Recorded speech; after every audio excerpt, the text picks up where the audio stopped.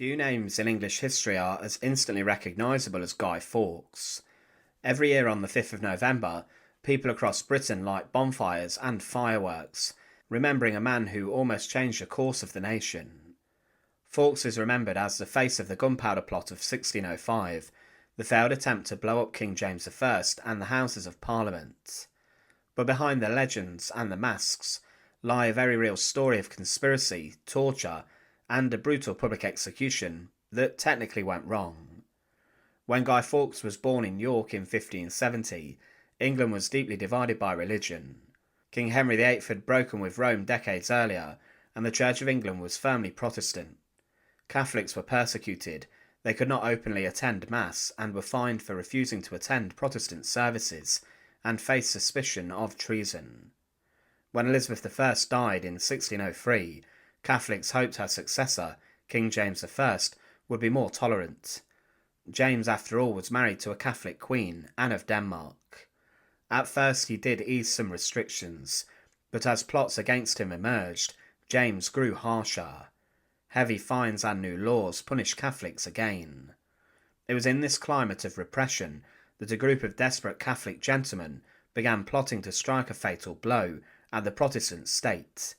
Their plan was shocking in scale: to destroy the entire government in a single moment by blowing up the Houses of Parliament during the state opening on November 5, 1605. The leader of the conspiracy was Robert Catesby, a charismatic Catholic gentleman. He and his followers believed that the killing of the king and much of the Protestant nobility would clear the way for a Catholic monarch. This group included Thomas Percy, Thomas Winter, John Wright, Christopher Wright, Robert Keyes, and eventually Guy Fawkes. Fawkes was unique amongst them. He was a soldier, experienced in warfare and explosives, having fought for Catholic Spain in the Netherlands. His skills made him the perfect man to handle gunpowder. The conspirators rented a house next to Parliament, then managed to secure a cellar directly beneath the Lord's Chamber. Over months they smuggled in barrels of gunpowder, 36 in total. If ignited, the blast would have been catastrophic, wiping out the king, the royal family present, the lords, bishops and judges. Fawkes's job was clear. He would guard the gunpowder and light the fuse at the crucial moment. The plot might have succeeded had it not been for a mysterious warning letter. In late October 1605, Lord Monteagle, a Catholic nobleman, received an anonymous note advising him not to attend Parliament.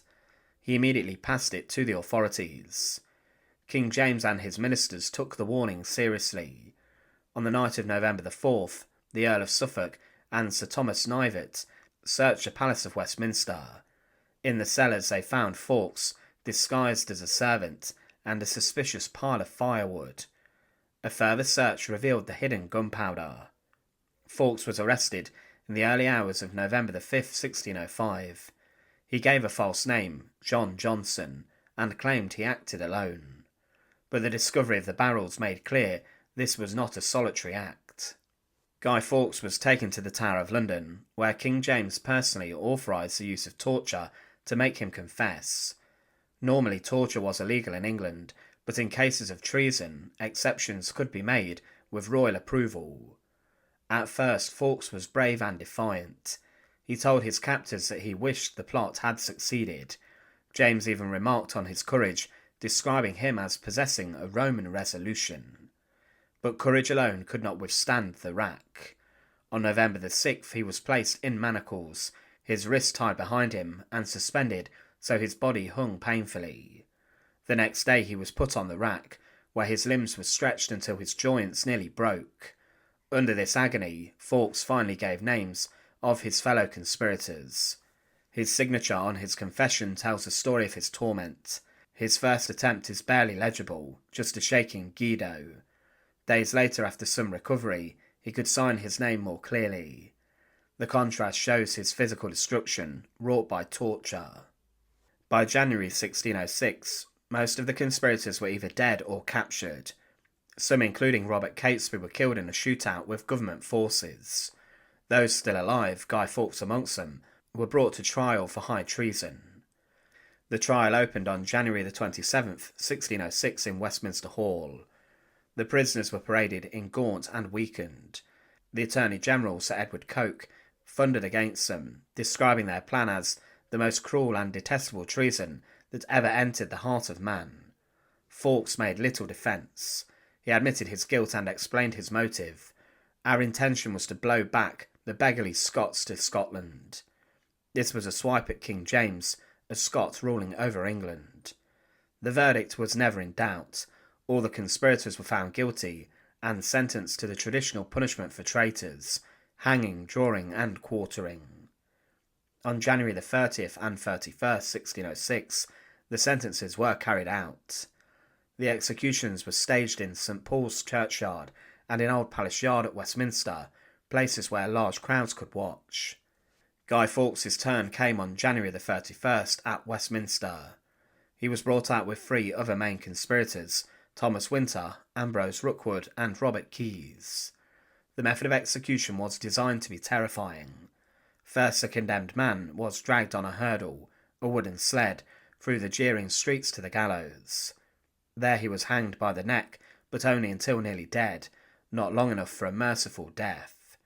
Then the executioner cut him down, disemboweled him, and burned his entrails before his eyes. Finally his body was beheaded and quartered, with the pieces displayed as a warning. But Fawkes avoided the full horror. Weakened by torture and knowing what awaited him, he climbed the ladder to the gallows and then jumped, snapping his neck instantly. In this way he cheated the executioner of his grisly work.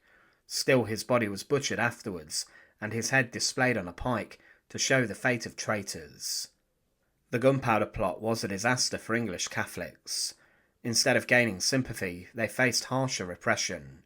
New laws made them swear loyalty to the king and barred them from important roles in society. Yet Guy Fawkes did not fade into obscurity. His name became synonymous with treason. Each year, November the 5th was declared a day of thanksgiving for the king's survival. Bonfires were lit and effigies of Fawkes were burned. Over centuries, the tradition evolved into Guy Fawkes Night, with fireworks and celebrations.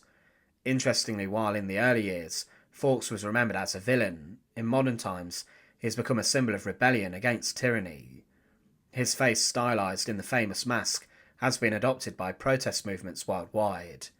The execution of Guy Fawkes was brutal, but it was also typical of how traitors were treated in the early 17th century. To the government, his death was a warning. No one who plotted against the king could escape the ultimate punishment. To the people, it became part of a national ritual of loyalty and remembrance.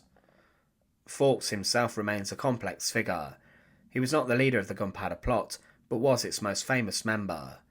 His skill with explosives, his capture, and his defiant bravery under torture made him stand out. His execution ended in one of the most daring conspiracies in English history, but it also gave birth to a legend that continues more than 400 years later. Thanks for watching. To support our channel, please make sure to subscribe, and once again, thank you so much for watching.